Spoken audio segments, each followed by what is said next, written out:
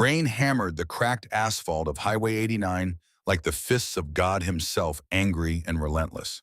The kind of rain that doesn't fall in the Arizona desert often, but when it does, it comes with a reckoning. Lightning split the sky in jagged white scars illuminating the lonely stretch of road where civilization had almost given up. Almost, but not quite. There, defiant against the storm, stood a single building. Sunset Diner. Its neon sign flickered red, then gold, then red again, casting shadows that danced across the wet pavement like ghosts of travelers long gone. The building itself looked weathered, beaten down by 4 decades of desert sun and the occasional storm like this one. But it stood. It endured, just like the woman inside. Margaret Sullivan stood behind the counter, her hands moving with the precision of 42 years of muscle memory. Pour the coffee, check the pie in the oven, wipe down the counter, glance at the highway. Wait, always waiting. 78 years old, but her hands didn't shake as she poured coffee into a chipped mug. Not yet, not until she saw them. The hands were weathered, marked by decades of work, small burns from hot pans, the calluses of a life spent in service. But they were steady, strong. Her eyes, though, those told a different story. They held the kind of sadness that comes from waiting. 40 years of waiting for a son who vanished, for answers that never came, for a miracle she refused to stop believing in even when the whole world told her to let go. The diner was empty tonight. It usually was these days. Highway 89 wasn't the main route anymore. The interstate had siphoned off most of the traffic 20 years ago. Now it was just truckers taking shortcuts, bikers looking for the scenic route, and the occasional family trying to find America the old-fashioned way. Maggie walked to the window, looked out at the rain. The highway stretched in both directions, disappearing into darkness. She'd stood at this window 10,000 times, 100,000 times, every night for 42 years, watching cars pass, hoping one would stop, hoping one would bring him home.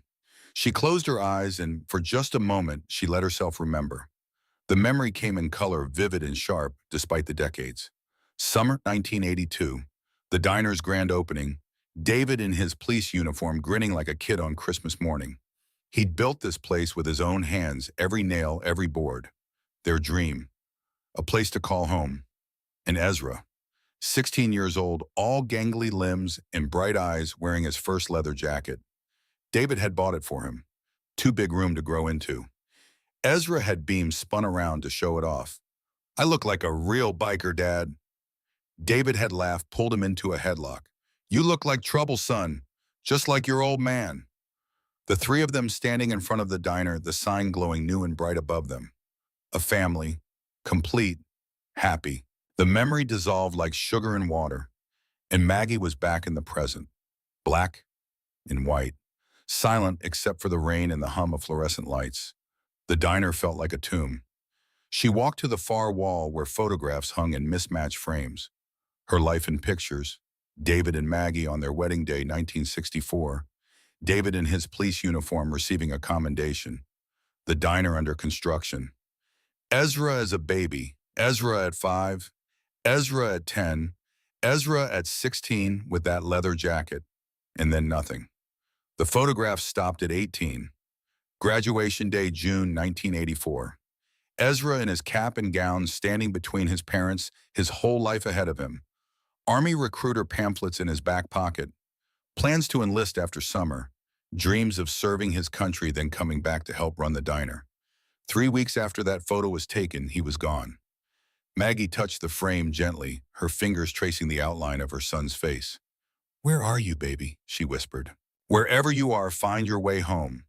She'd said those words every night for 40 years, a prayer, a plea, a promise that she would never stop looking, never stop believing. The coffee pot beeped. She turned away from the photographs, returned to the counter, to the routine that kept her sane. Pour, wipe, wait. The bell above the door would chime soon. Someone would come in from the storm. They always did eventually. She'd serve them coffee and pie, make small talk, and they'd leave. The highway would swallow them whole, and she'd never see them again. That was life now, a series of strangers passing through, none of them the one she was waiting for. Maggie pulled the apple pie from the oven, perfect golden crust, cinnamon steam rising. Ezra's favorite, and she'd made it exactly the same way for 40 years. Extra cinnamon, just the way he liked it. Maybe it was foolish baking a dead boy's favorite pie every single day, but a mother knows things. Deep in her bones, in the marrow, in the place where life is created and carried and brought into the world. A mother knows when her child is still breathing. Somewhere. Somehow. The thunder rolled across the desert like a war drum, and Maggie felt it in her chest. Something was coming, something was changing. The air felt charged electric the way it does right before lightning strikes. She looked out the window again, and that's when she heard it. Not thunder. Something else. A rumble. Deep. Mechanical. Growing louder. Motorcycles. Maggie's breath caught in her throat. Her hand trembled, and the coffee mug she'd been holding slipped from her fingers, crashed against the floor. Brown liquid spread across the linoleum like spilled blood. Because she knew what motorcycles meant in the desert at night. David had told her stories before he died. Stories about motorcycle clubs. About violence hidden behind Brotherhood. About men who answered to no law but their own. And now they were coming here. 8 of them. The headlights cut through the rain, first 8 pairs of eyes emerging from the darkness. Then the bikes themselves rolling into the gravel parking lot like mechanical beasts. Harley Davidsons. The real ones. Heritage classics with engines that sounded like war drums, like thunder contained in metal and chrome. They parked in a line perfectly synchronized and killed their engines. The sudden silence was deafening. Just the rain hammering the roof, the wind howling, and Maggie's heart pounding in her ears. 8 men dismounted. Big men, all of them. Leather jackets dark with rain patches, visible even from inside. She couldn't make out the details, but she didn't need to. She knew what those patches meant. They were Hell's Angels. The first man through the door was the kind that filled a room without trying. 6'2", maybe 220 pounds of muscle and leather. He moved with the precision of a soldier, each step deliberate, measured. His jacket bore the unmistakable patch Hell's Angels Phoenix chapter. But it was the rocker on top that made Maggie's blood run cold. President. This was their leader. Silas Mackenzie. 58 years old, face like carved granite, weathered by sun and sand, and things he'd never speak about. Gray beard close cropped, eyes the color of storm clouds, the kind that held lightning inside them waiting to strike. He stopped 3 feet from the counter. Far enough not to threaten. Close enough to be heard over the rain hammering the roof. Ma'am, his voice was gravel and whiskey. Place open. Maggie wanted to say no, wanted to point to the door and tell them to leave. But something stopped her. Maybe it was the way he stood, weight on his back foot, hands visible, non-threatening. Maybe it was the exhaustion in his eyes, the kind that comes from riding through a storm because stopping wasn't an option. Or maybe it was something else, something she couldn't quite name. A pull, a recognition that made no sense. Counter or booth, she heard herself say. Silas glanced at his men. A silent communication passed between them, the kind born from years of riding together, living together, fighting together. Booths, if that's all right, he paused. We'll be quiet. Just need coffee and whatever you got that's hot. One of the men stepped forward, massive with a gray beard down to his chest and eyes like broken glass. Irish accent buried under decades of American roads. And pie, if you got it. Old Declan here has been talking about pie for the last 100 miles. Declan. Maggie filed the name away. This one was older than the rest, maybe 62, 63. But sharp, this one missed nothing. Apple pie, Maggie said, surprising herself. Made it fresh this morning. Silas nodded, gestured to his men. They moved to the booths at the back, all except Silas and Declan, who took the booth nearest the door. Maggie noticed that too. Silas sat with his back to the wall, eyes on the entrance, the windows, the emergency exit near the kitchen. Soldier habits, or something else. She brought coffee first. 8 mugs on a tray, her hands barely holding steady. When she placed the first cup in front of Silas, he looked up. Their eyes met. And something happened that Maggie couldn't explain, wouldn't even try to explain if someone asked. A flicker of recognition, like seeing a face in a crowd you swear you know but can't quite place. It passed so quickly she thought she'd imagined I heard it. Thank you, ma'am. Silas wrapped his hands around the mug. Big hands, scarred knuckles. A faded tattoo on his right wrist barely visible beneath the leather jacket cuff. Maggie's throat went dry. You boys been riding long, she managed. Phoenix to Flagstaff. Had to take it slow in this weather. He took a sip, closed his eyes briefly. Good coffee. Been making it 42 years. You learn a thing or two. Silas opened his eyes again, and this time he really looked at her. Not just seeing her, looking. The way a man looks when he's trying to solve a puzzle that doesn't have all its pieces. 42 years, that's a long time to be anywhere. It's home, Maggie said simply, or as close as I got to one anymore. Something shifted in Silas's expression. Just for a second. Like she'd said something that struck a chord he didn't know he had. Before he could respond, Declan cleared his throat. The pie, love. Don't suppose we could trouble you for that. Maggie nodded, turned toward the kitchen. But as she walked away, she felt Silas's eyes on her back, felt them like a weight, like a question being asked without words. In the kitchen, she braced herself against the counter, her heart hammered in her chest. Ridiculous. She was 78 years old. Too old for her body to betray her like this. Too old for her hands to shake because of a stranger's eyes. Except they weren't shaking because she was afraid. They were shaking because of the way he'd ordered his coffee. Black, no sugar. The way David used to drink it. The way Ezra had started drinking it at 16, trying to be like his father. And the way he'd sat down. And the way he'd tilted his head when he listened. Small things. Meaningless things. Things that reminded her of Ezra. She cut 8 slices of apple pie, extra cinnamon, just like Ezra used to like it. She didn't even realize she was doing it until the plates were ready. When she brought them out, Silas was staring at his coffee like it held answers to questions he'd never asked. She placed the plate in front of him. Apple pie, extra cinnamon. Silas looked up sharply. How'd you know? Know what? That I like extra cinnamon. The words hung between them. Maggie's pulse thundered in her ears. Lucky guess, she managed, but it wasn't, and somehow they both knew it.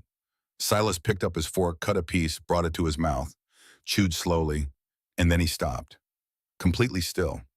The fork still in his hand, suspended in midair. He was somewhere else, transported. A kitchen, warm, sunlight through yellow curtains, the smell of cinnamon and apples, a woman humming, hands as hands but smaller, younger, reaching for a slice of pie still warm from the oven, a voice soft and loving. Careful, baby, it's hot, but I made it with extra cinnamon, just how you like it. The memory, if that's what it was, lasted only a second, but it hit him like a freight train. You all right? Declan asked, concerned. Silas blinked, set the fork down. Yeah, I'm good. Just reminded me of something. Of what? Don't know, can't remember. He said it like it was true, like there were things in his head that existed as shadows, shapes without substance. Memories that weren't quite memories. Maggie knew that feeling. She'd lived with ghosts for 40 years. She moved to the other table, served the rest of the men, made small talk. But her mind was racing, her heart pounding. She kept glancing at Silas, cataloging details. The way he held his fork. Left-handed? Ezra had been left-handed. The small scar behind his left ear, barely visible. Ezra had a scar there too. Fell off his bike when he was 7, needed 3 stitches.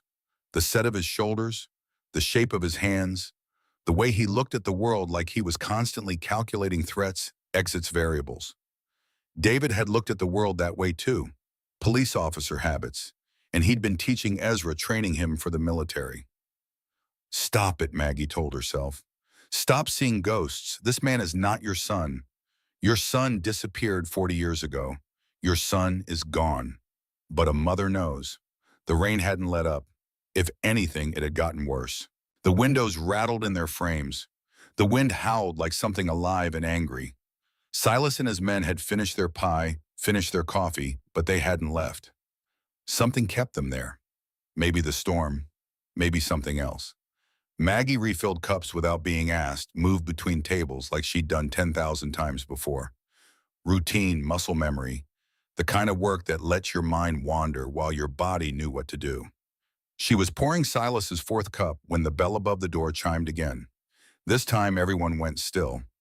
5 men walked in, but they weren't like Silas and his crew. These men wore suits, expensive ones, tailored the kind that cost more than most people made in a month. They moved like sharks, smooth, predatory, absolutely certain of their place at the top of the food chain. The man in front was maybe 54, tall silver hair, slicked back a smile that never reached his eyes. He looked around the diner like he was evaluating property calculating worth. Vincent Carver. Maggie's blood turned to ice. She knew this man.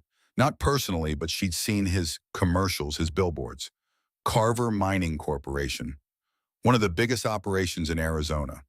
Copper, silver, rare earth metals. Billions of dollars. Power. Influence. The kind of man who got what he wanted because no one was stupid enough to tell him no. Mrs. Sullivan. Carver's voice was smooth practiced. The voice of a man used to getting his way without ever raising it. Beautiful evening, isn't it? It's pouring rain, Mr. Carver. A matter of perspective. He smiled, gestured to one of his men who pulled out a folder. I won't take much of your time. I know you're busy. He glanced at Silas and the Hells Angels. His smile widened. Not friendly, amused. Interesting clientele you've got tonight. Silas didn't move, didn't respond. Just watched. The way a wolf watches. Patient. Waiting. Carver turned his attention back to Maggie. I'll get straight to the point. My company has been conducting surveys in this area. Turns out the land you're sitting on has significant mineral deposits. Copper, possibly more. He slid the folder across the counter. I'm prepared to offer you $4.2 million. Cash. You can retire. Move somewhere nice. Somewhere that doesn't require you to work 70-hour weeks at 78 years old. Maggie didn't touch the folder. Not interested. Mrs. Sullivan. I said no. Carver's smile thinned. You haven't even looked at the offer. Don't need to. This diner belonged to my husband. He built it with his own hands. We raised our son here. This is all I have left of them. It's not for sale. Not for $4 million. Not for $40 million. Something flickered across Carver's face. Annoyance, maybe anger, but it was gone in an instant, replaced by that practiced smile. I understand. Sentimental value, I respect that. He pulled a business card from his pocket, set it on the counter. But things change. People change their minds. When you do call me, the offer stands for 48 hours. He turned to leave, stopped, looked back at Maggie. 48 hours, Mrs. Sullivan. After that, well, opportunities like this don't come twice. It wasn't a threat, not exactly, but the weight behind the words was unmistakable. Carver and his men left. The door closed behind them. The rain swallowed the sound of their Mercedes pulling away. Maggie stood frozen. The business card seemed to burn on the counter. Ma'am, she looked up. Silas had risen from his booth, stood a respectful distance away. But his eyes had changed. The exhaustion was gone. Now they held something else. Focus. Purpose.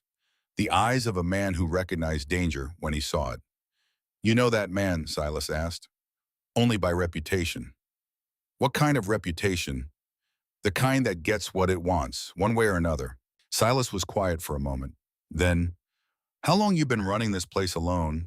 15 years, since my husband passed. Family nearby. Maggie's throat tightened. No, no family. It was the truth, and it wasn't. Because somewhere out there she believed with every fiber of her being Ezra was alive. But she couldn't say that. Couldn't explain it to a stranger. Couldn't put into words the certainty that lived in her bones. Silas seemed to read something in her silence. He glanced at Declan, at the other men, another one of those wordless communications. We'll stick around tonight, Silas said, just to make sure everything's quiet. You don't have to do that. No, ma'am, we don't, but we're going to anyway. Maggie opened her mouth to argue, but the look in his eyes stopped her.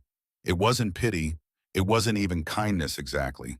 It was something simpler, more fundamental. This was a man who didn't walk away when someone needed help, even if they were a stranger, even if it wasn't his fight.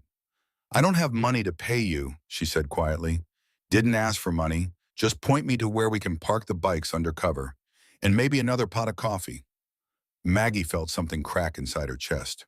Not breaking, opening, like a door that had been locked for 40 years. There's a garage out back, she said. Hasn't been used in a while, but it's drum. That'll do. Silas turned to his men. Knox Garrett, take first watch. 2-hour shifts. Stay sharp. They nodded, rose from their boots, moved like soldiers, because that's what some of them were or had been. War leaves marks visible and invisible. Silas carried both. Maggie led them to the back door, showed them the path to the garage. The rain had slowed to a steady drizzle, the kind that whispers instead of screams. She unlocked the garage door, pushed it open. Inside, covered with a tarp, sat a shape that made her heart ache. Silas noticed it too. "What's under there?" "My son's motorcycle. A Harley Sportster, 1974 model.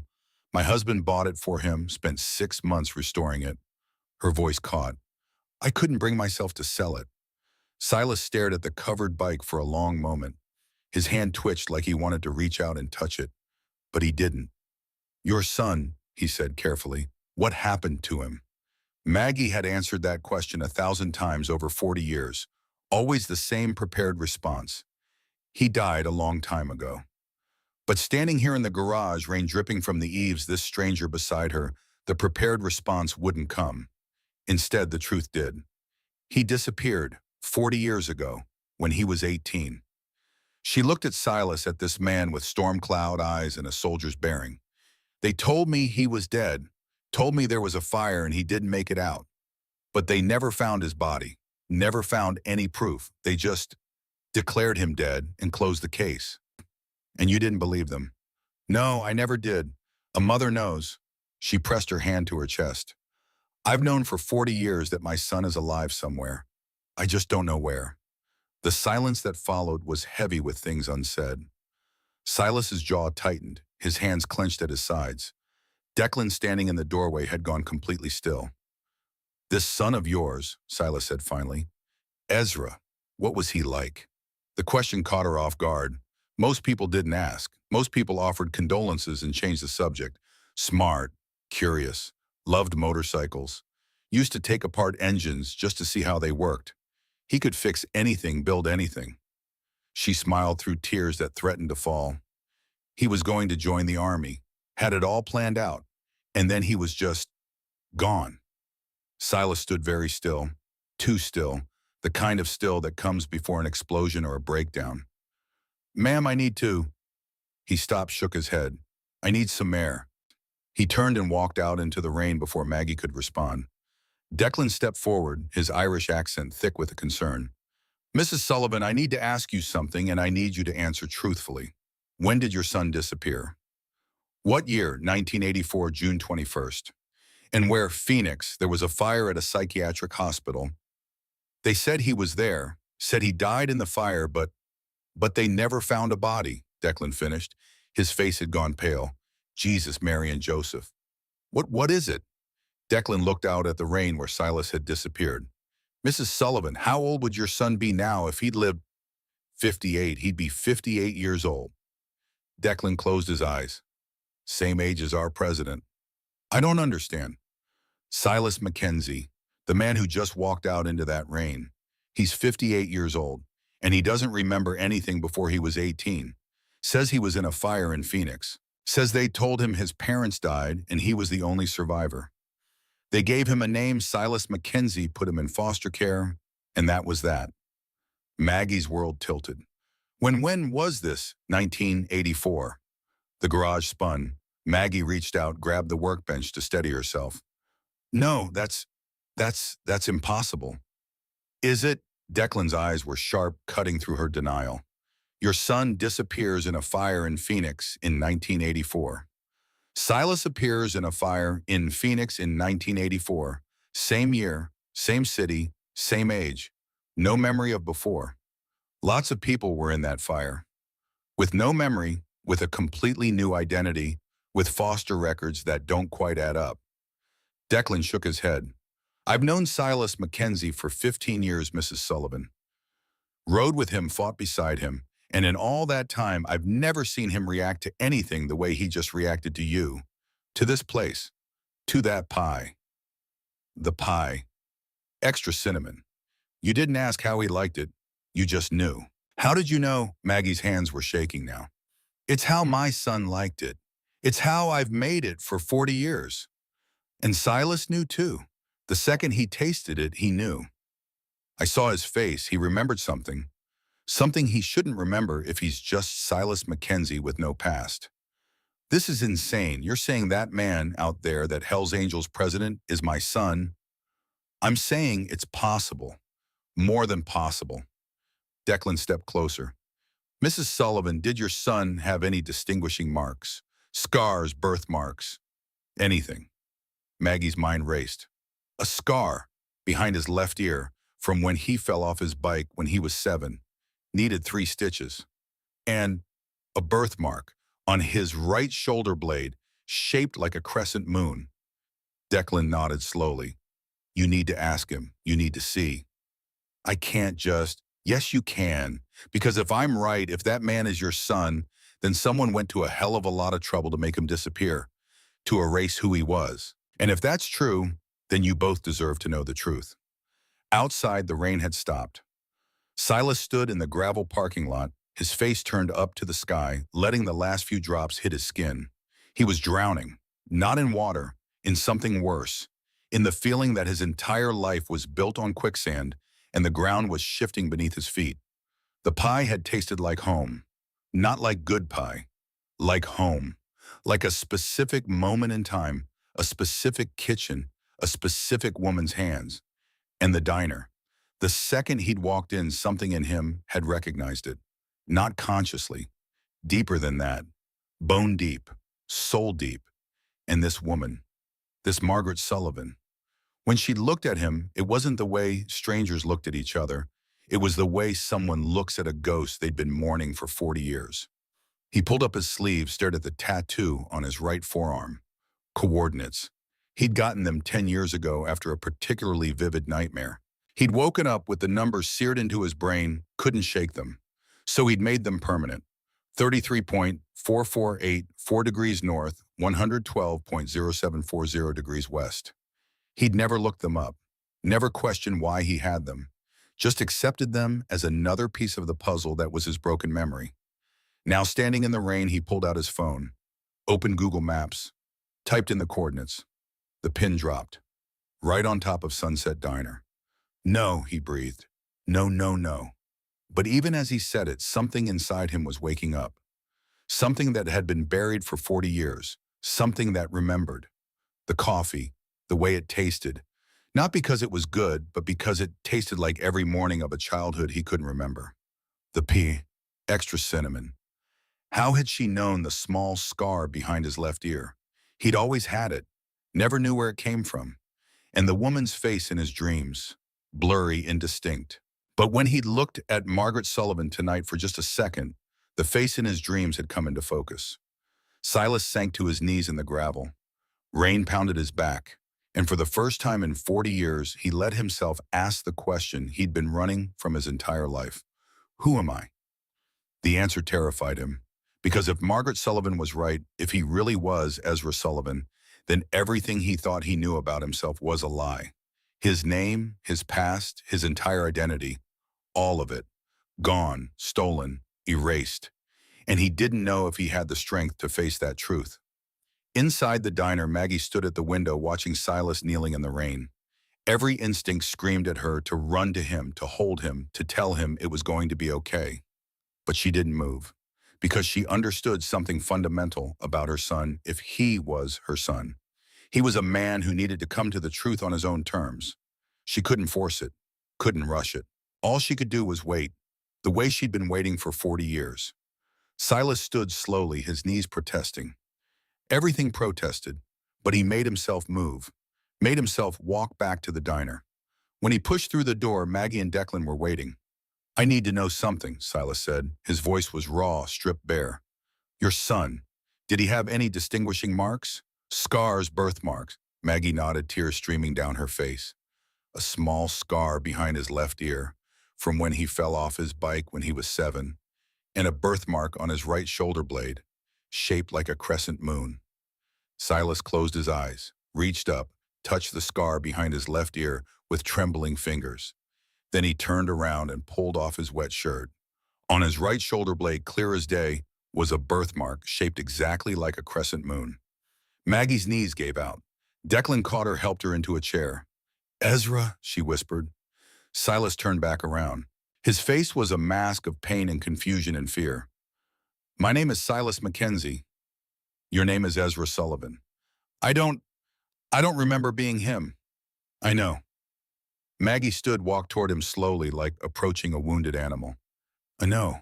But you're here now, after 40 years. You found your way home. This isn't my home. But even as he said it, his eyes betrayed him, because something in him recognized this place, this woman, this truth he'd been running from his entire life. Maggie reached out, placed her hand on his cheek. He flinched, but didn't pull away.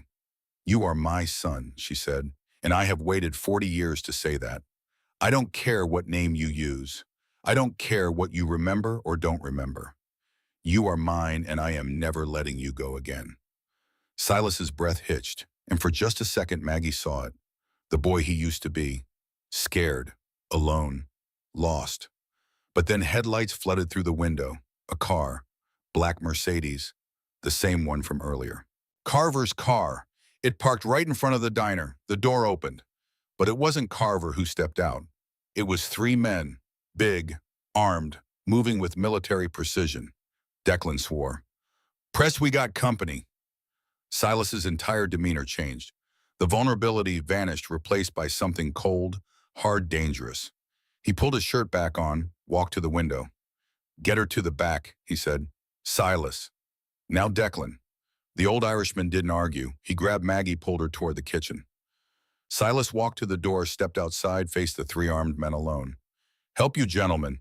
The lead man smiled. Mr. Carver sends his regards, says the old lady's time is up, and you boys need to move along. This doesn't concern you. Pretty sure it does now. That right? Yeah. See, I don't like it when people threaten old women. Call it a character flaw. The man's smile faded. You really want to do this, biker? There's three of us. One of you. Silas smiled then. And it was the most terrifying thing Maggie had ever seen, even from the kitchen, watching through the pass-through window. She felt the cold radiating off him. You're right, Silas said. It's not fair. He cracked his knuckles. For you. The first man reached for his gun. He never made it. Silas moved like lightning, like violence personified. 3 seconds. That's all it took. 3 seconds, and all three men were on the ground, disarmed, disabled, but alive. Barely. Silas stood over them, not even breathing hard. Tell Carver this. You come at her again, you come at this diner again, and I won't be so nice next time. We clear. The men didn't answer, just scrambled to their car, drove off into the night. Silas stood there for a long moment, then turned, walked back into the diner. Maggie stared at him. At this man who moved like death, who fought like a demon, who protected like a guardian angel. Who are you? She whispered. Silas looked at her, and for the first time he answered honestly. I don't know, but I'm about to find out. The coffee had gone cold hours ago. Silas didn't care. He sat at the counter, staring at a photograph Maggie had placed in front of him with trembling hands. A boy, 18 years old. Dark hair, strong jaw, eyes that held fire and innocence in equal measure. Wearing a leather jacket, standing next to a motorcycle. A Harley Sportster, 1974 model. The boy was smiling. Silas touched the edge of the photograph. His hands shook because he knew that jacket. Knew it the way you know your own skin. Could feel the weight of it on his shoulders. Could smell the leather. Could remember. No, he couldn't remember. That was the problem. But something deep inside him screamed that he should. That was taken 2 weeks before he disappeared. Maggie's voice was barely a whisper. She stood beside him, close enough to touch, but not touching, giving him space. His 18th birthday. Your father bought him that bike, spent 6 months restoring it. Silas looked up at her. What happened to it? The bike. I still have it, in the garage out back. Couldn't bring myself to sell it. Just like I couldn't sell this place. Because I kept thinking one day he'd come back and he'd want it. The weight of 40 years of waiting pressed down on the room like a physical thing. Declan cleared his throat from his booth. Press, we need to talk about what happens next. Those boys Carver sent. That was a warning. Next time won't be so polite. Silas set the photograph down carefully like it might shatter. I know. So what's the play? Good question. Silas had spent 25 years in the Hells Angels, had risen through the ranks on merit, and Blood had earned the president patch because his brothers trusted him to make the hard calls to see 3 moves ahead to protect the club. But this wasn't club business. This was personal. Personal made you stupid, made you emotional, made you vulnerable. I need information, Silas said. Everything you can find on Silas Mackenzie. Birth certificate, foster records, hospital records from the fire. Everything. Declan nodded. I'll make some calls. Still got friends in low places. He paused. But press, if what Mrs. Sullivan says is true, if you really are her son, then someone went to a hell of a lot of trouble to make you disappear.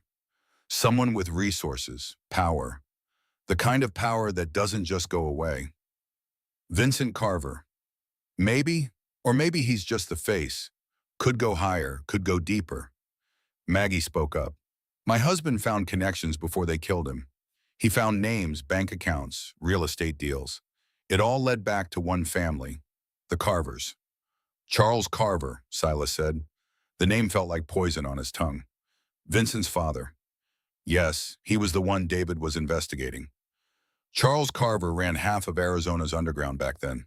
Human trafficking, money laundering, drugs, guns, you name it. But he was smart, kept his hands clean, used proxy shell companies. By the time David got close, they killed him. Her voice cracked, but she kept going. David died instantly. The truck driver disappeared. And 2 weeks later, the psychiatric hospital burned down. Convenient timing, Declan muttered. Silas felt rage building in his chest. Cold. Controlled. The kind of rage that didn't explode. It calculated. It planned. It waited for the perfect moment to strike. Tell me about the kidnapping, he said, the one Ezra witnessed. Maggie closed her eyes, opened them. A little girl, 7 years old. Isabella Martinez. Her father was Senator Rafael Martinez, one of the most powerful men in Arizona at the time. The name hit Silas like a freight train because he knew that name. Everyone in Arizona knew that name. Senator Martinez. Retired now, but still a legend. A man who'd spent 40 years in public service. A man known for his integrity, his compassion. A man who'd lost his daughter to kidnappers when she was 7 years old. The ransom had been paid. $5 million. But Isabella Martinez had never come home. Her body had never been found. Ezra saw them take her, Maggie continued. He was at the wrong place at the wrong time. Saw 3 men force her into a van outside a shopping mall. He tried to stop them, got the license plate, went to the police. And that's when everything went to hell, Silas said. They grabbed him. Yes, put him in that hospital. Said he was having delusions. That he was dangerous. David tried to get him out, but they had judges, doctors, everyone in their pocket. And then, Silas asked, though he already knew the answer, and then the fire. Declan leaned forward. So let me get this straight. Ezra witnesses a kidnapping, gets locked up, hospital burns down, Ezra disappears, and instead of a body, we get Silas Mackenzie, 8-year-old orphan with no memory and a convenient backstory. Someone rewired his brain, Maggie said. That's the only explanation. The drugs they were using back then in psychiatric hospitals, electroshock therapy, experimental treatments, they could have erased his memories, made him forget who he was. Silas stood, abruptly walked to the window, watched the rain streak down the glass like tears. Why not just kill me? His voice was hollow. Why go through all that trouble? Silence, then Declan spoke. Because dead martyrs are dangerous, but a living ghost, a boy with no memory, no identity, that's a weapon. That's control. Control for what? Don't know yet, but I'm going to find out. The old Irishman pulled out his phone, stepped outside, started making calls. Maggie approached Silas slowly, stood beside him at the window. When you were a boy, she said quietly, you used to stand at this exact window every night before bed. You'd look out at the highway and tell me you were going to ride across the whole country someday. See everything. Go everywhere. Silas didn't respond. Couldn't. You had dreams, Ezra. Big dreams. And they took them from you. Took your name, your family, your entire life. But they couldn't take who you are. Not really. Because I see him in you, my son. The boy who stood up to bullies. Who protected the weak. Who never walked away when someone needed help. That's Silas Mackenzie, he said, not Ezra Sullivan. Is there really a difference? The question hung in the air. Before Silas could answer, Declan burst back through the door. His face was grim. "We got a problem." "What kind?" "The Hells Angels Phoenix chapter. The one you've been running for 3 years." "What about it?" "It was founded in 1985, 1 year after Ezra Sullivan disappeared." Silas felt the ground shift beneath him. So, so I got records, articles of incorporation.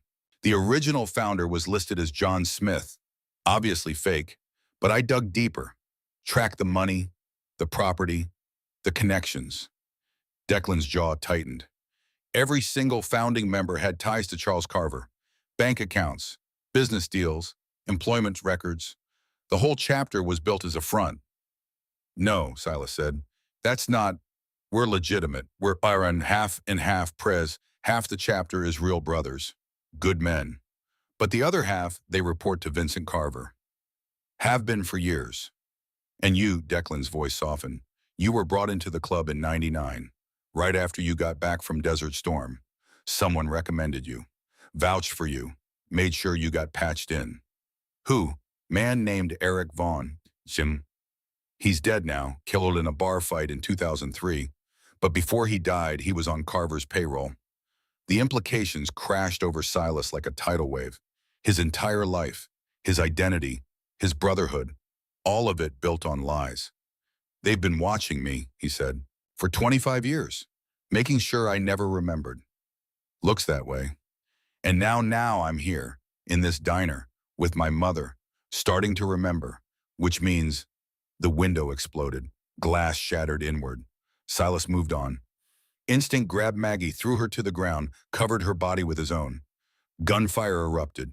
Automatic weapons. Multiple shooters. The diner's walls disintegrated under the onslaught. Declan dove behind the counter, pulled his pistol, returned fire blindly. "How many?" Silas shouted. "6, maybe more." Outside, Silas could hear his brothers, the real ones. Knox, Garrett, Byrne, Hammond, returning fire. The sound of Harley engines roaring to life. But they were outgunned, outmanned. This wasn't a warning. This was an execution. Silas looked down at Maggie. Her eyes were wide, terrified. But not for herself, for him. "The back door," he said. "Go. Now. Not without you." "Mom, please." The word slipped out before he could stop it. "Mom." "Not ma'am. Not Mrs. Sullivan. Mom."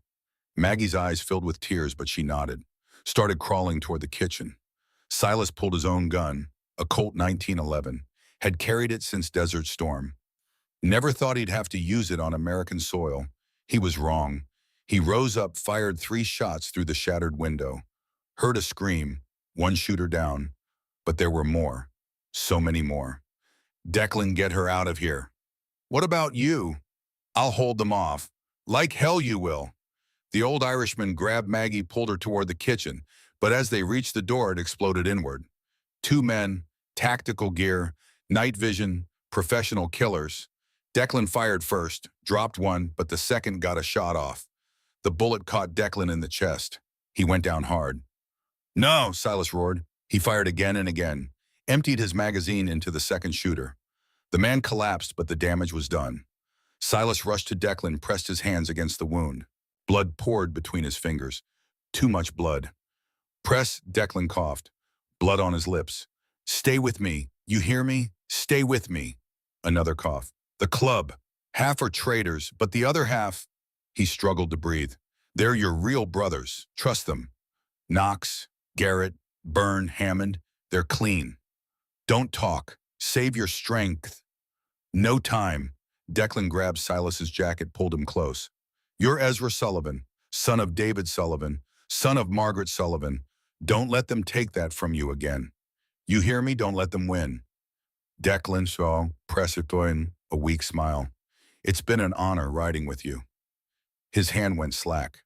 Silas felt something inside him break, not shatter, worse. It went cold, frozen. The part of him that felt mercy, that felt compassion. It died with Declan O'Sullivan. What remained was something else entirely. Something forged in the deserts of Iraq. In the fire of a psychiatric hospital 40 years ago. In the lies that had shaped his entire existence. What remained was a weapon. Maggie appeared at his side, tears streaming down her face. Silas, we have to go. Please. He stood slowly, looked down at Declan's body, at the man who'd been more than a brother, who'd been a friend, a mentor, family. Get to the garage, Silas said. His voice had changed. Colder. Harder. There's a motorcycle there. Ezra's Sportster. Take it. Head north. Don't stop until you reach Flagstaff. Find a motel. Pay cash. Wait for me. What are you going to do? He looked at her, and Maggie saw it then. The boy she'd raised, the man he'd become, and something new, something terrifying. Vengeance. I'm going to end this. Outside, the gunfire had stopped. Silas heard voices, his brothers, the real ones, calling for him. He stepped over Declan's body, walked to the door, kicked it open. 4 of his brothers stood there. Knox, Garrett, Byrne, Hammond, all wounded, all bloody, but alive. Behind them, 6 bodies. The shooters, all dead. But off to the side, Silas saw something that made his blood freeze. 3 more bodies. His brothers. The other half of the chapter. The ones on Carver's payroll, shot in the back. Knox stepped forward, blood running from a gash on his forehead. They turned on us, President, started shooting, tried to take us from behind. His voice broke. We had to. Silas understood. The civil war he'd feared had just happened, and it was over in seconds. Declan? Garrett asked. Silas shook his head. Knox swore, punched the wall. Those bastards, those goddamn bastards. It's not over, Silas said. Carver sent them, which means he knows who I am, what I might remember. Byrne, the youngest of them at 42, spoke up. Then we hit him back. Hard. We know where his office is, where he lives. We burn it all down. No, Silas's voice cut through the rage. Not yet. We do this smart. We find out what he's hiding, why he needs me dead, and then we destroy him completely. Hammond nodded. What do you need? Press of time and information. Can you boys hold down the fort? Keep anyone else from coming after Mrs. Sullivan? With our lives, Knox said. Silas looked at each of them. These men who'd just killed their own brothers to protect him, who'd chosen loyalty over everything else.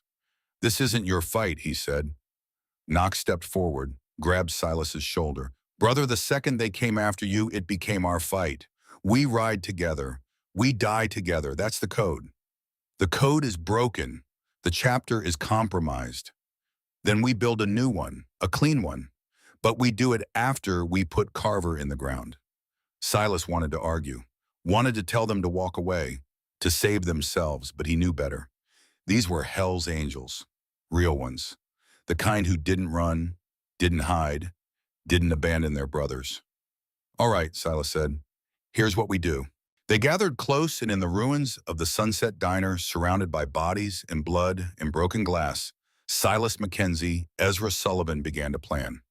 Not an attack, a reckoning. Maggie watched from the kitchen doorway. Watched her son, because that's what he was now, whether he fully accepted it or not, transform into something she'd never seen before. A leader, a warrior, a man who would burn the world down to protect the people he loved. She slipped away quietly, found the garage, found the Sportster exactly where she'd left it 40 years ago, covered in dust but maintained. Oil changed every year, tires rotated, battery replaced, because she'd always known, someday, somehow, her son would come home. She kick-started the engine. It roared to life. Perfect. Beautiful. She rode into the night, heading north, trusting that Silas would follow, trusting that after 40 years of waiting, she wouldn't lose him again. Back at the diner, Silas made a phone call, a number he'd memorized years ago but never used. FBI, Phoenix Field Office. I need to speak to whoever's handling the Carver Mining Corporation investigation. A pause. Sir, there should be, because I have evidence of murder, conspiracy, human trafficking, and corruption going back 40 years. Another pause. Longer this time. Who is this? My name is Ezra Sullivan, son of Officer David Sullivan, and I'm about to blow your case wide open. The voice on the other end changed, became sharp, focused. Stay where you are. Agent Garrett Walsh is en route. Tell him to hurry, because people are dying and I'm not planning to wait much longer. Silas hung up, looked at his brothers. FBI's coming. You boys should clear out. I'll handle this. Knox shook his head. What's happening, President? We stay. They'll arrest you. All of you. Weapons charges, murder, self-defense or not, you'll be tied up in court for months. Then we get good lawyers. Silas smiled despite everything. Despite the death, the blood, the horror. These were his brothers. Not by blood, but by choice. And that counted for something.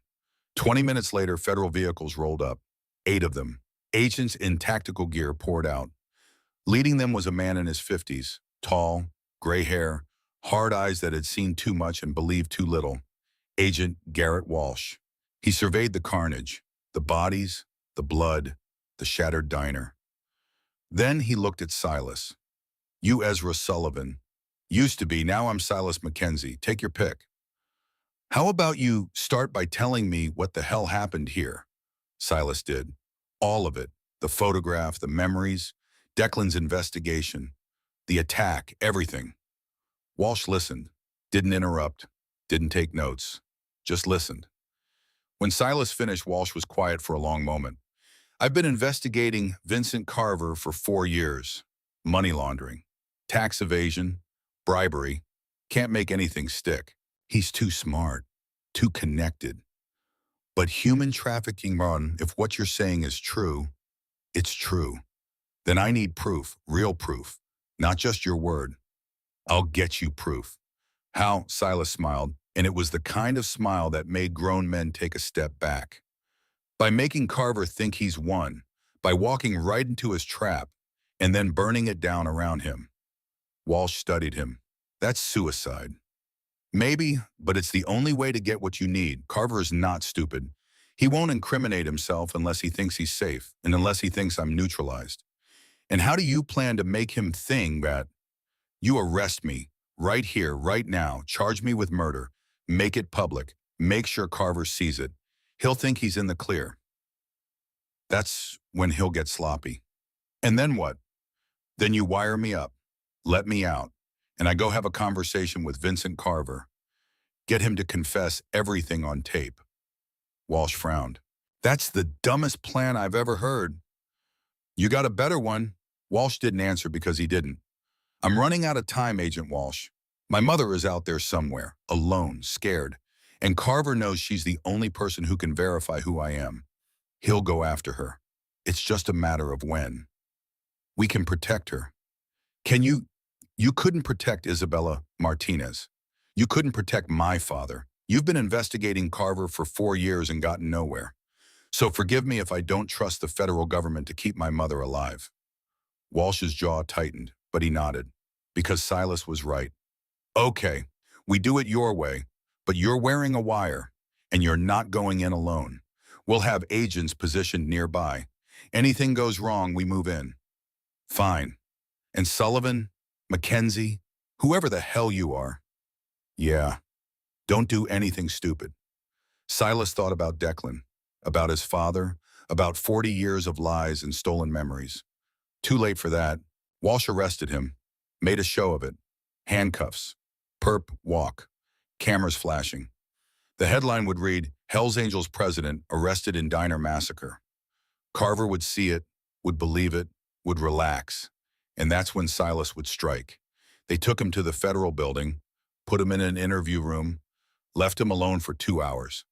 When Walsh came back, he had a wire. State-of-the-art, invisible, undetectable. You know how to use this. I was EOD in Desert Storm. I can handle a wire. Walsh helped him put it on, checked it, double-checked it. You're clear. We'll be listening. We'll be close. But Sullivan, if he admits to killing Isabella Martinez, if he tells you where the body is buried, you get out immediately. You understand, don't try to be a hero. I'm not a hero, Agent Walsh. I'm just a man looking for answers. Answers can get you killed. So can lies. And I've been living with those for 40 years. They released him at midnight. No charges filed. Officially, he was a witness. Unofficially, he was bait. Knox and the brothers were waiting outside. What's the play? Press. I'm going to see Carver. Alone. Like hell you are. I have to. It's the only way. Knox grabbed his arm. Brother, you walk in there alone, you're not walking back out. Maybe, but it's a risk I have to take. Why? Silas looked at him. At this man who'd killed his own brothers to protect him, who'd stood by him through everything. Because she's my mother, and I've already lost her once. I'm not losing her again. Knox held his gaze for a long moment, then nodded, released his arm. Then we follow. Far enough back that Carver won't see us. Close enough to help when you need it. FBI said, I don't give a damn what the FBI said. You're our brother. We protect our own. Silas felt something warm spread through his chest. Gratitude, loyalty, family. All right, but if this goes south, you get out. You take Mrs. Sullivan. You run, you don't look back. We'll burn that bridge when we get to it. They rode through the night, 5 Harleys, engines roaring, heading toward the one place Silas swore he'd never go. The Carver estate, 20 acres on the outskirts of Phoenix, mansion. Guards, walls, everything a man with something to hide would need. Silas rode up to the gate alone. The others hung back, watching, waiting. He pressed the intercom button. Yes, a voice, suspicious. Tell Mr. Carver that Ezra Sullivan is here to see him. A long pause. Then the gates opened. Silas rode through. The mansion loomed ahead, lights blazing in every window. He parked the Harley, dismounted, walked to the front door. It opened before he could knock. Vincent Carver stood there, smiling, like welcoming an old friend. Ezra, or should I say Silas, I wasn't sure you'd come. We need to talk. Indeed we do. Please, come in. Silas stepped inside. The door closed behind him. And in that moment he knew this was a trap. But it was too late to turn back. The war had begun, and only one of them was walking out alive. Agent Walsh sat in the surveillance van 3 blocks away, listening, watching, waiting. The wire crackled to life. Carver's voice. Can I offer you a drink? Silas's voice. No thanks. This isn't a social call. No, I suppose it isn't. You've caused me a great deal of trouble, Ezra. Killed my men. Survived my trap. Very impressive. I want answers. About my father. About Isabella Martinez. About what you did to me. A pause, then Carver laughed. Cold. Cruel. What I did to you, oh Ezra. You have it all wrong. I didn't do anything to you. Then who did? My father, Charles Carver. God rest his soul. He's the one who saw potential in you. Saw a boy who could be molded, shaped, turned into something useful. Useful how? That's the beautiful part. You still don't remember, do you? Silas's voice went cold. Remember what you did, what we made you do, before we erased your mind. Silence. Walsh leaned forward. This was it. The confession they needed. You killed Isabella Martinez Ezra, not my father, not his men. You. The words hung in the air like poison. You're lying. We have video. Would you like to see it? A rustling sound, a laptop opening, then Silas's voice, barely a whisper. Oh God. You were drugged, of course. Experimental compounds, made you suggestible, compliant. My father told you to kill her. And you did. Strangled her with your own hands. You were 18 years old, and you murdered a 7-year-old girl. Walsh's blood ran cold, because if it was true, if Silas really had killed Isabella Martinez, then everything changed. On the wire, Silas's breathing had become ragged, panicked. No, I wouldn't. I couldn't. But you did, and we have proof, which means, Ezra, you belong to us. You always have, and you always will. Where is she? Where's the body? Carver laughed again. Oh, that's the best part. She's buried right under your mother's precious diner. Has been for 40 years. Every cup of coffee she served, every pie she baked, all of it on top of a dead child's grave. Poetic, don't you think? Walsh grabbed his radio. Move in. Now, all units. But even as he gave the order, he knew they were too late. Inside the mansion, Silas stared at the laptop screen, at the grainy video, at the boy himself with dead eyes and shaking hands, at the small body going limp. And something inside him shattered. Not his resolve, his humanity. You're wrong about one thing, Silas said quietly. What's that? I don't belong to you. I never did. He grabbed the laptop, smashed it against Carver's head. The billionaire went down hard. Alarms blared. Guards rushed in. But Silas was already moving, already fighting, already killing. Because he wasn't Ezra Sullivan anymore. Wasn't Silas Mackenzie. He was something worse. He was a weapon with nothing left to lose. And God help anyone who stood in his way. The mansion erupted into chaos. Guards poured through doorways like ants from a kicked hill. 6 of them. 8. Too many to count. All armed, all trained, all expendable. Silas moved through them like smoke, like death wearing leather and fury. Every lesson from Desert Storm, every instinct honed over 58 years of survival, all of it converging in this single moment. He wasn't fighting to win, he was fighting to destroy. The first guard went down with a crushed windpipe. The second took Silas's elbow to the temple, dropped like a stone. The third managed to get his gun up, managed to pull the trigger. The bullet grazed Silas's shoulder. He didn't feel it, didn't care. He was beyond pain now. He grabbed the guard's weapon, turned it, fired 3 shots, 3 guards down. But more kept coming. Vincent Carver scrambled backward, blood running from his scalp where the laptop had split skin. His eyes were wide, not with fear, with rage. Kill him! Kill him now! Outside, Knox heard the gunfire, saw the guards mobilizing. We're going in, he said. Garrett grabbed his arm. Wait for the FBI. Walsh isn't here. Our brother is, and he's dying in there. The 4 of them roared toward the mansion, Harley screaming. They crashed through the front gate, through the perfectly manicured lawn, right up to the front steps. They dismounted, weapons drawn, kicked in the doors. What they found was carnage. 8 guards down, some unconscious, some not. And Silas standing in the center of the room, bleeding, breathing hard, gun in hand, pointed directly at Vincent Carver's head. Press, Knox shouted. Stand down. FBI is coming. Silas didn't move, didn't acknowledge them. His entire focus was on Carver. Tell me the truth, Silas said. His voice was hollow, empty. Did I kill her? Did I kill Isabella Martinez? Carver smiled through bloody teeth. You saw the video. Videos can be faked. Not that one. That one was real. You murdered a child, Ezra. And deep down you know it's true. You can feel it, can't you? The guilt, the shame. It's why you have nightmares, why you can't remember. Your mind is protecting you from what you did.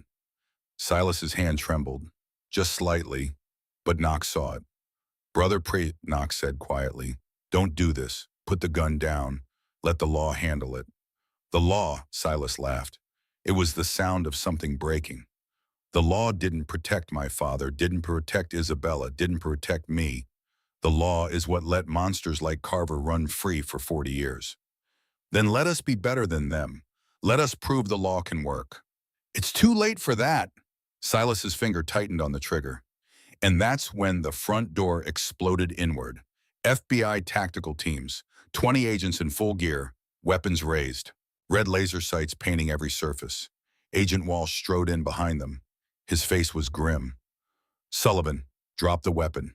Now. Silas didn't move. I said drop it. He killed her, Silas said. Isabella Martinez, he and his father. They took a 7-year-old girl and they murdered her. And then they made me think I did it. Made me carry that guilt for 40 years. We have the recording. We have his confession. We'll bring him to justice. But not like this. Not with you throwing your life away. My life was already thrown away 40 years ago when they erased who I was. Walsh stepped closer, slowly, hands visible, non-threatening. Listen to me. We checked the video Carver showed you. Our tech team analyzed it while you were inside. It's a fake, deep fake technology. Very sophisticated, but fake nonetheless. Silas's hand wavered. What? You didn't kill Isabella Martinez, Silas. You were drugged. You were there, but you didn't kill her. The coroner's report from 1984, the one that was buried, sealed. We found it. Isabella died from a drug overdose, sodium pentothal, given to her during the kidnapping. She was dead before you ever touched her. The words didn't make sense. Couldn't make sense. But the video, I saw myself. You saw what Carver wanted you to see. What his father created to control you. To break you, but it's not real. You're innocent Silas. You always were. The gun dropped from Silas's hand, clattered to the floor. His knees followed. He collapsed. Not from injury, from relief, from the weight of 40 years of guilt that wasn't his lifting all at once. Knox rushed forward, caught him before he hit the ground. I got you, brother. I got you. Silas looked up, tears streaming down his face. I didn't kill her. No, you didn't. I didn't kill her. That's right. You're a good man, Press. Always have been. Federal agents moved in, grabbed Vincent Carver, cuffed him. Read him his rights. Carver smiled even as they hauled him to his feet. You think this is over?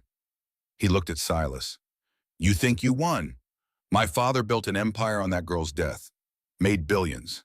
You really think one arrest is going to bring it all down? Walsh stepped forward. Your father's dead. His empire is gone. And you're going to spend the rest of your life in a cell, wondering if it was all worth it. It was, because I broke him. Carver nodded toward Silas. Look at him, destroyed, even knowing he's innocent. The doubt will eat him alive. Every night, every dream, he'll wonder. And that wondering will kill him slower than any bullet. Walsh hit him, one clean punch to the jaw. Carver went down. Oops, Walsh said, slipped. They dragged Carver away. And as the mansion emptied, only Silas and his brothers remained. Burns spoke first. What now, Press? Good question. What now? Silas had spent 40 years not knowing who he was. And now that he knew now that the truth was out, what was he supposed to do with it? Now, he said slowly, now I find my mother. Maggie had made it to Flagstaff, checked into a motel under a fake name, paid cash, locked herself in room 17, and waited. Hours passed. No word, no call, nothing. She paced, prayed, tried not to think about what might have happened, about losing her son again, this time permanently. The knock on the door came at 3 in the morning. Maggie froze, reached for the shotgun she had brought from the diner, approached the door. Who is it? It's me, Mom. She threw the door open. Silas stood there, covered in blood, exhausted but alive. Maggie pulled him inside, shut the door, locked it. Are you hurt? Let me see. I'm fine. Most of this isn't mine. What happened? Silas told her. Everything. The confrontation, the video, the truth. When he finished, Maggie was crying. Not from sadness, from relief. I knew, she whispered. I knew you couldn't have done it. You were a good boy, a good man. They tried to make you think otherwise. But I knew. How could you know? Because I'm your mother, and a mother always knows. Silas pulled her into his arms, held her. For the first time in 40 years, Ezra Sullivan hugged his mother, and for the first time in 40 years, Margaret Sullivan held her son. They stayed like that for a long time, neither wanting to let go, neither willing to risk losing this moment. Finally, Maggie pulled back, looked up at him. What happens now? Now we go home. Home, the diner, we rebuild it, together. But Carver said, Isabella's body, it's buried there under the foundation. Then we'll find her, give her back to her family, give them closure, and then we start over. Clean slate, no more lies, no more secrets. Maggie nodded. And are you Silas or Ezra? He thought about it, really thought about it.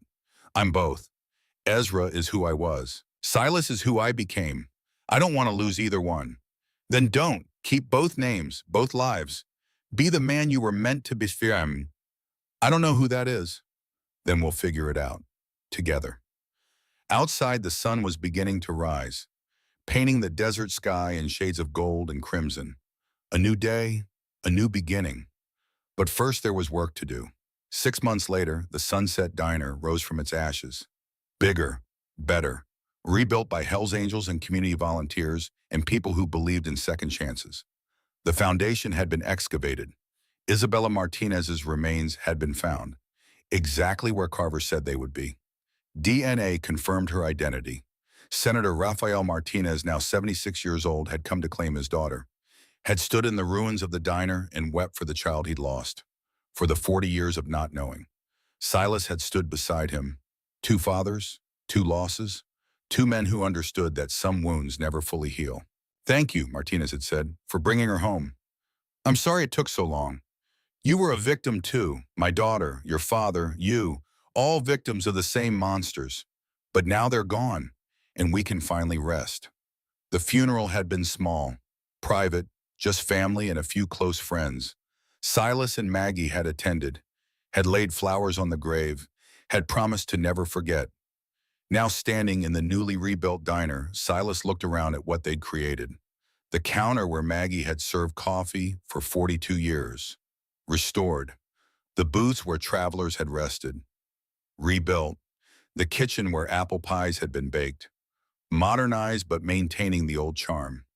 And above the door, a new sign, Sullivan's Homecoming Diner, where lost souls find family. The grand opening was today. People from all over had come, some out of curiosity, some out of support, some because they'd heard the story and wanted to be part of something bigger than themselves. Knox stood behind the counter pouring coffee. He'd taken a job as manager. Said the road life was getting old. Said he wanted roots. Garrett and Byrne worked the kitchen. Hammond greeted customers at the door. The Hells Angels Phoenix chapter had been officially disbanded. Too much corruption, too many lies. But in its place, something new had been born. Sullivan's Phoenix, a new chapter. Clean, legitimate, dedicated to helping veterans, finding missing persons, protecting those who couldn't protect themselves. Maggie moved through the diner with a grace that defied her 79 years, smiling, laughing, hugging people she hadn't seen in decades. She was home, finally, and so was her son. Silas stood at the window, the same window Ezra had stood at 40 years ago, looking out at Highway 89, watching the cars pass. He felt a hand on his shoulder. Turned. Agent Walsh stood there, out of uniform, civilian clothes. "Didn't expect to see you here," Silas said. "Wouldn't miss it. Besides, I have news." "What kind?" "The kind you'll want to hear. We excavated the rest of the Carver properties, found evidence of 12 more victims, going back 50 years. Charles Carver wasn't just a criminal. He was a serial killer. Used his mining operations to dispose of bodies." "Jesus." "Yeah, but because you came forward, we were able to close 12 cold cases.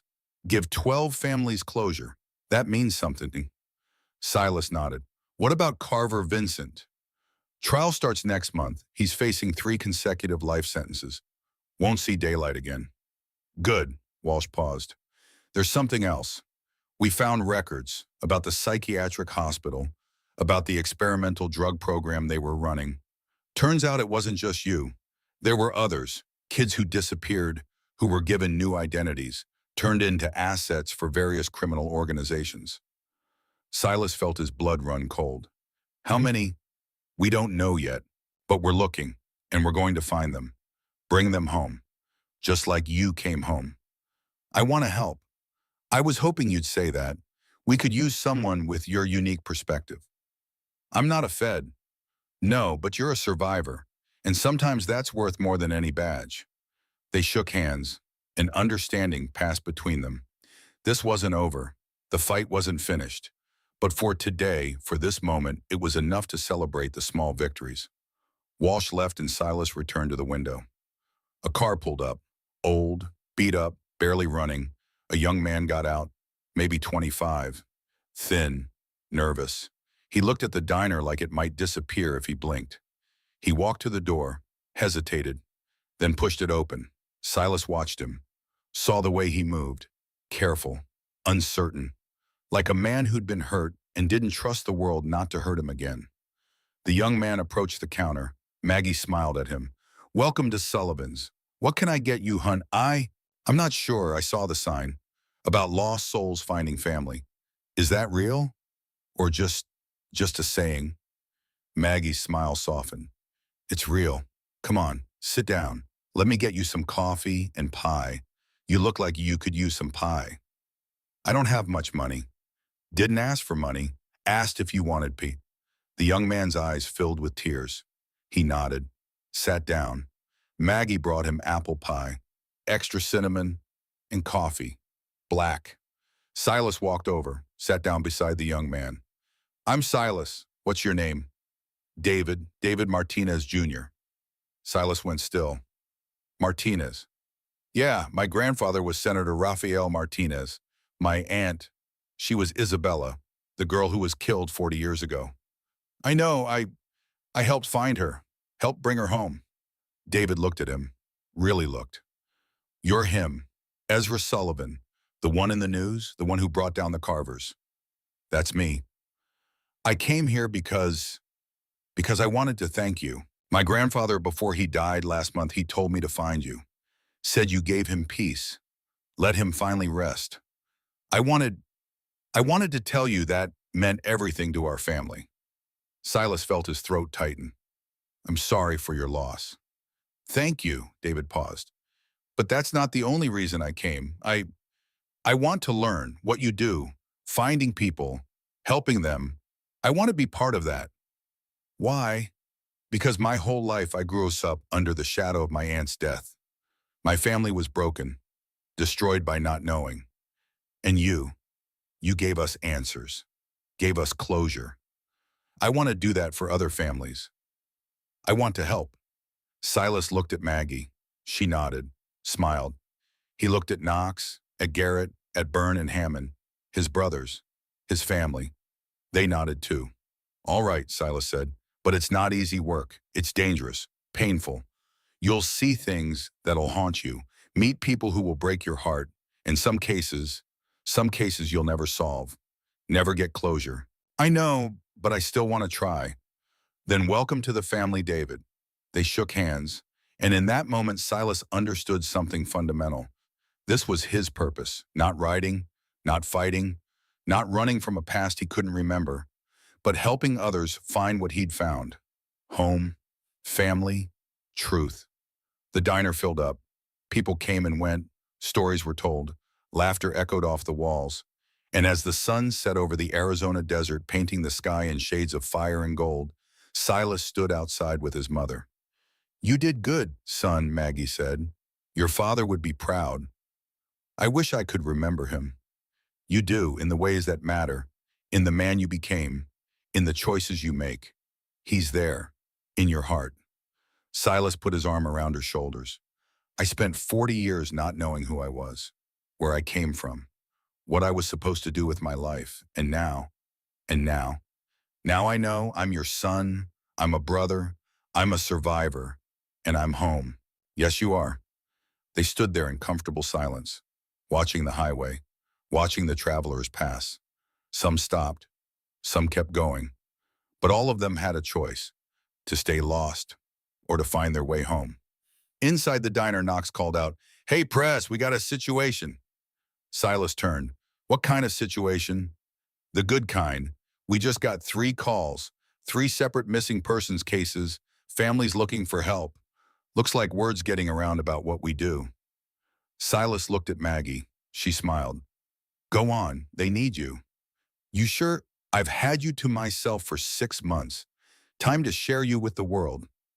But you come back for Sunday dinner. You hear me? Yes, ma'am. He kissed her forehead, walked back inside, sat down with David and his brothers. All right, let's hear it. Who needs help? Knox laid out 3 files, 3 faces, 3 stories of people who'd vanished, who'd been forgotten by everyone except the families who loved them. Which one do we take first? Garrett asked.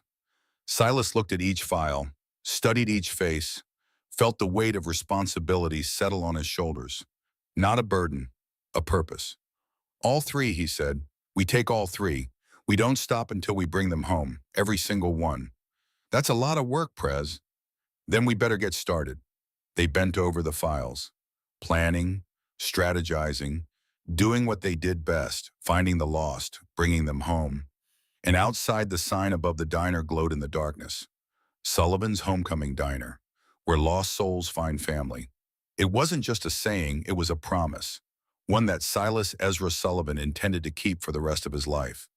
2 years later, on a Sunday morning, Silas stood in the garage behind the diner, working on the Sportster, the bike that had belonged to Ezra Sullivan 42 years ago. He'd restored it completely. New engine, new paint, but keeping the original frame, the original soul.